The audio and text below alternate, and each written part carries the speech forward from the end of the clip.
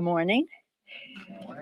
Well, last evening we had two very sad moments of silence yesterday for 800,000 people who have died from COVID. We had moment of silence on the floor of the House, but also on the steps of the Capitol in bipartisan House and Senate remembrance of those who lost their lives. Our thoughts and prayers are with their families and those who have lost their livelihoods as well. But the deaths are is so very, very sad. It's so hard to comprehend 800,000 people, and the number continues to grow. But we continue to be optimistic about the effectiveness of the vaccines, the awareness that some people are coming to that they need to be vaccinated. They need to be vaccinated. And then we also had the moment of silence for those who were affected by the storms. I was very moved by Representative Comer, who represents Western Kentucky, as he spoke, calling for a moment of silence about those who lost their lives. I talked to him after, and he was going to be traveling with the president today. So far, they're pleased, who can be pleased, but have received the federal response that is necessary. And talked to my former chairman of the Appropriations Committee, Mr. Rogers. He knows what we can do, and I'm sure that if there's more that Congress needs to do, he will inform us of that. He told me that the storm, it was a mile wide. The phenomenon was a mile wide and with such force. So very sad. Yesterday was a busy day for us legislatively. As you know, we passed a resolution against racism in our society, in establishing a special counsel at the Department of State to fight Islamophobia, talking about the numbers of incidents against Muslims in our country. In terms of anti-Muslim sentiments, we also passed the Uyghur bill, which calls about China to end what they are doing there. I mean, that's genocide. It's genocide in China. The interest, though, in it across our country is about the human rights aspect of it, but also the forced labor piece of it.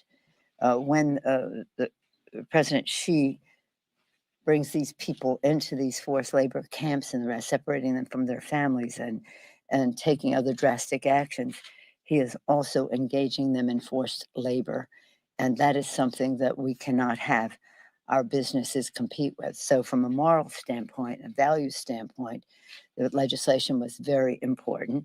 And from a trade standpoint, essential as well. The big event for us yesterday, of course, was the debt limit, to lift the debt limit. It's just always so interesting to me that the Republicans vote against lifting the debt limit, the ceiling on the debt limit. It is something that threatens the financial security of our country, gambles with the personal financial security of families, and again, the health of our economy, as well as its impact globally. It's one thing to say, well, we'll have a few votes against it to make a statement. It's another thing to say we shouldn't be doing it. And that's what they did yesterday. And just so people know how it affects them, of course, it has a big impact. Millions of jobs lost, trillions of dollars of household wealth down the drain. And again, the cost to you if you have a car loan, a credit card bill, a school loan, any interest that you're paying on a loan will be increased if, in fact, we did not lift the debt ceiling. As the Constitution says, the full faith and credit of the United States should not be questioned. But in addition to that, even the discussion of it a few years ago lowered the interest rate, our credit rating, the United States credit rating, and that was not a good thing for our economy. We should not be flirting with danger when it comes to our economy, whether it's our national economy or global economy or the personal financial well-being of America's working families. I want to commend, going back to the Uyghurs for a moment, Chairman not George McGovern. He gets confused with George McGovern on the food security issues, but Jim McGovern really are really a patron saint to us in terms of fighting for human rights throughout the world. And this Uyghur bill on forced labor was his legislation yesterday. I neglected to mention that when I talked about that. And so now we are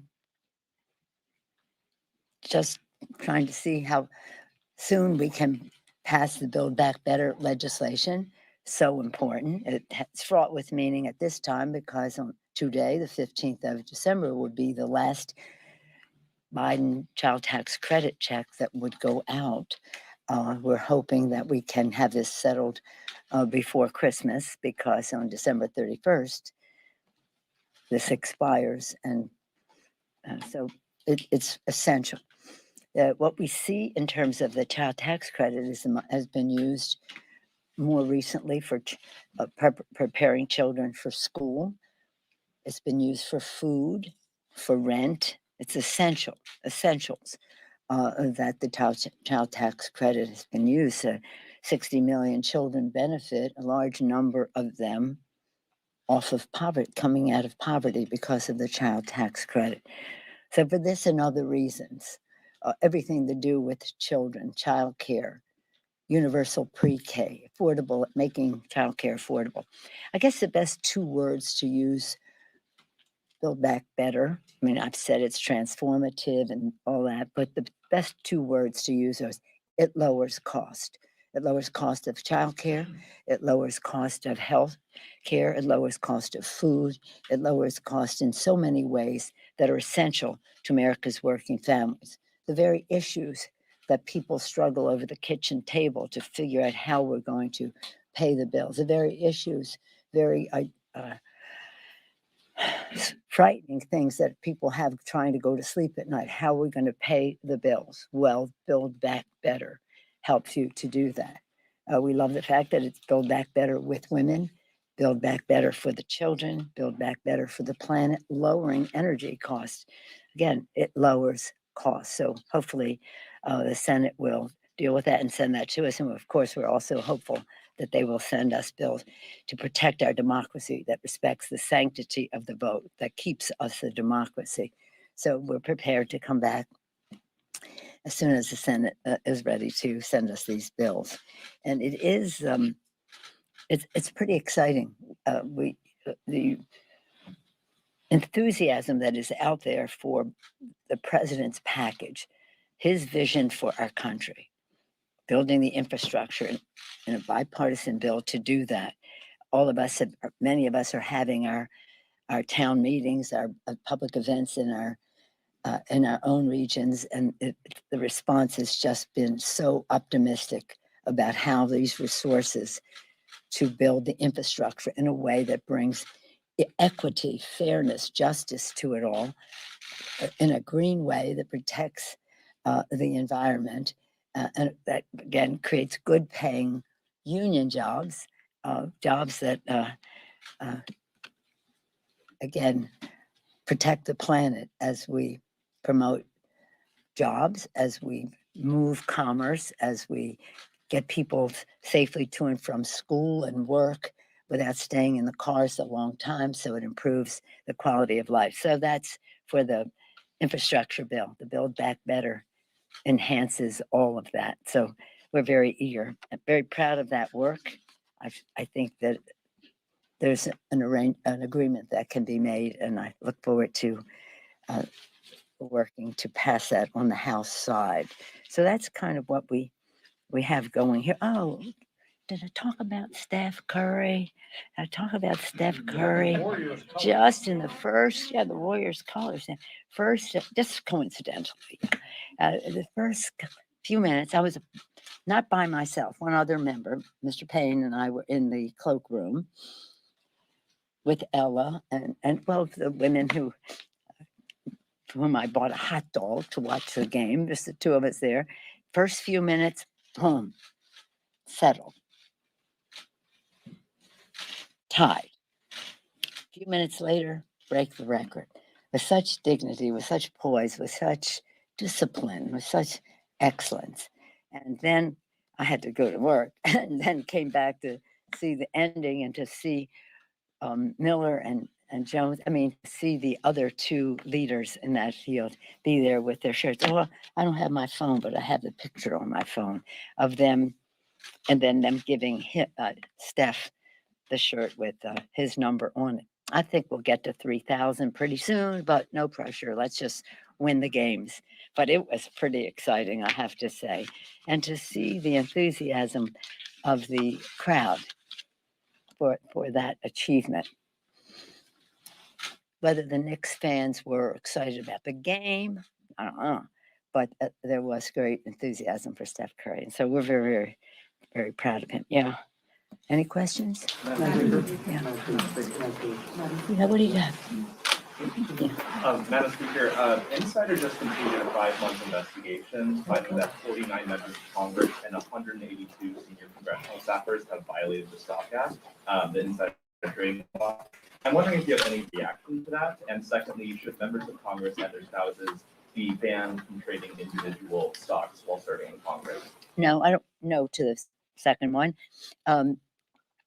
We have a responsibility to report in the stock on the stock, but I'm not familiar with that 5-month review. But if people aren't reporting, they should be. Because this is a free market, and we're a free market economy. They should be able to participate in that. Yes, ma'am. Madam Speaker, you talked about voting rights. We know Senator Warnock yesterday expressed that he would like to see the Senate stay in as. I'm sorry, who did? Senator Warnock on the Senate side. Yes, talked about voting rights yesterday, staying here through the holidays to get it done, and really pressuring the White House and Senator Manchin to push for maybe a similar carve out as we saw for the debt ceiling. Do you share that sentiment, and do you think that there needs to be more sense of urgency? Senator Warnock's statement yesterday I just didn't hear what you said, was a beautiful patriotic statement about our country. He has been an inspiration all his life, and now as a member of the Senate. So I completely am inspired by and agree with what he said. I don't know. I've said I don't participate that much in Senate rules discussions, but I do know that there are 3 members of the Supreme Court whom Senator Mitch McConnell got there with a simple majority by taking exception to the filibuster. So if those 3 people can have a job for life, affecting lives of the American people, I don't see why we couldn't have legislation that stops the voter suppression, making it harder for people to vote, and also now to end the election nullification. Probably, with stiff competition within their initiatives across the country for the worst, stiff competition for the worst, the election nullification is one that has attracted a good deal of attention, because if you're just going to say we'll have elections and 3 people that we decide who they are going to decide what those numbers are, then you have destroyed our democracy. So I would hope that we can make progress in a bipartisan way. I don't know why the sanctity of the vote, the fundamental principle of our democracy, is not as important to Republicans as it is to Democrats. And I support what Senator Warnock was suggesting. Democrats, of course, had hoped that the Build Back Better bill would have passed months ago. Here we are 10 days before Christmas. It's possible, very likely, that it could get punted in 2022. If you miscalculate the resistance from Joe Manchin, even though he detailed where he was months ago with that paper? No, I think that this is called the legislative process. And we have our rules and they have their rules. And I'm still hopeful that it will pass. I'm not going to have a postmortem on something that hasn't died. I think that I think we will have the legislation and it will pass. I hope the sooner the better, especially since we have certain deadlines. And I respect the process, and I respect Senator Manchin. Good morning, thank you. The mayor of San Francisco, London Breed, expressed concern about crime said it's time for the reign of criminals to end. What do you think about some of this crime, specifically in San Francisco, smash and grabs, and also generally, is there some sort of a federal response? You know, we passed crime bills here before. Is there something looking at some of these problems? Well, specifically to what is happening, not just in San Francisco, but in other parts of the country. In fact, Retail Association of the whole country and leaders in business across the country have asked for a remedy, and we do have one as we are preparing the CHIPS bill, for lack of another, you know what I mean when I say the CHIPS bill. The CHIPS bill is about chips, it's about supply chain, and it's about research. And we're very close to our own agreement in the House on that. Within that bill, the Energy and Commerce Committee has something called Inform, all caps, and that is legislation that would require those who are selling online, especially, to establish their legitimacy as to where these products came from. Because what people do is they steal things and sell them online. They have to establish their legitimacy if they're going to be sold online. And then, in addition to that, that's Energy and Commerce. The Judiciary Committee has a bill, Safe Shopping, which it addresses the same problem in a little bit of a different way in terms of though holding platforms accountable and those selling things accountable for the provenance of those goods. And it is, out of the question that people should be able to think that they can just steal things, profit from them, and not have any accountability on it. So those two things, some combination of those two things, both of them are going to be in the bill. How they come together. We're working with the Senate to pass that legislation, and that's completely in the works. Do you have any problems specifically about what the mayor said about some of the issues specific to San Francisco, some of the retailers leaving there as well? Well, it is. It's absolutely outrageous. Obviously, it cannot continue. But the fact is that there is an attitude of lawlessness in our country that springs from I don't know where. Maybe you do. And we cannot have that lawlessness become the norm. And these people have,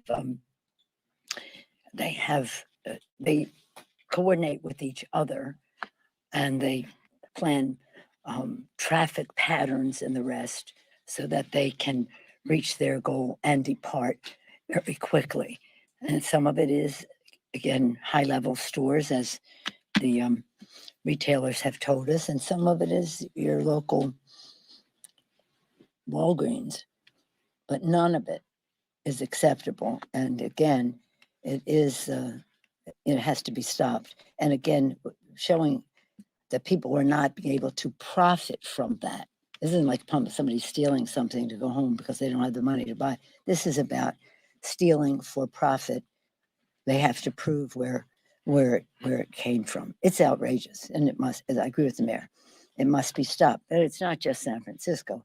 It's in our entire country, and that's evidenced by the appeals that we are receiving from across the country for the legislation. So I hope that will be soon, and for many reasons, including the provenance of the goods. Yes, ma'am. Yeah. Madam Speaker, looking ahead to January 6th, because we may not get an opportunity to talk to you again before then. I'll probably be here tomorrow and next week. Are you not going to be around?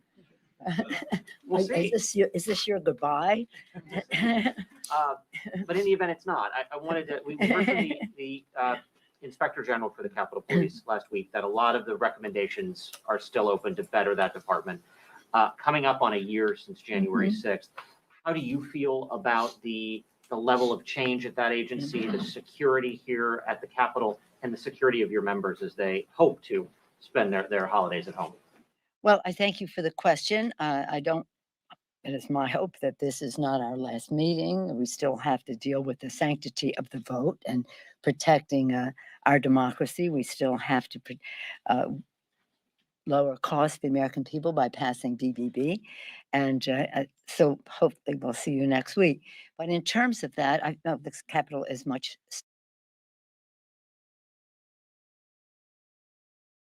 for January 6th in terms of the different categories of strength and morale of the police force, the physical structure that coming from the architect of the Capitol, and so much of what is happening here is not so much about security as it is about COVID, and so we want to be able to open the Capitol. Of course, we can't do that without the consent of the Capitol physician, and he knows of our interest and how he thinks we could do that soon. So the fact that we don't have as many tours and all the rest is not necessarily a security issue. It's a COVID issue. But this is a horizon. We are always working to do better with security. And we do have those conversations are ongoing, and we'll have some accounting of it before the January 6th date. Madam Madam Speaker, on the Speaker. CHIPS Act. Yeah.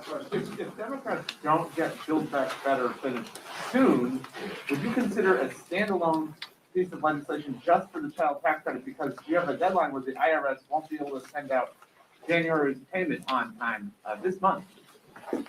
Well, it's going to be going out today, this month. January's payment. Or January, oh, you said this month.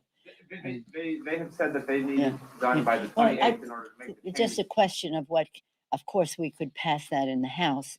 Whether we could pass it in the Senate remains to be seen. But I don't want to let anybody off the hook on the BBB to say, well, we covered that one thing, so now the pressure is off. I think that that is really important leverage in the discussion on BBB, that the children and their families will suffer without that payment. Not everybody gets it on a monthly basis, but those who need it the most do. And so we're just still optimistic about BBB passing. And perhaps even if it were after the first of the year, which I hope it is not, that it could be retroactive if it's early enough in the first of the year. Thank you all very much. As I said to my colleagues last night, I hope I see you next week. But if I don't, Merry everything, Merry Christmas, Happy belated Hanukkah, Merry everything, Happy New Year, Happy holidays. But we really are hoping very much to be back here next week. And by then, Steph will be close to 3,000. 3,000. I have to say, when I announced it to my colleagues, some were very excited and others were like, the Knicks lost? Lighten up, Knicks. Thank you all. Bye-bye.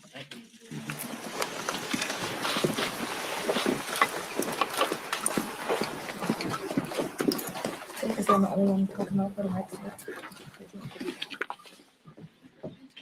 You did it. Good job. Yes, sir. Good. Yeah, she gave me something.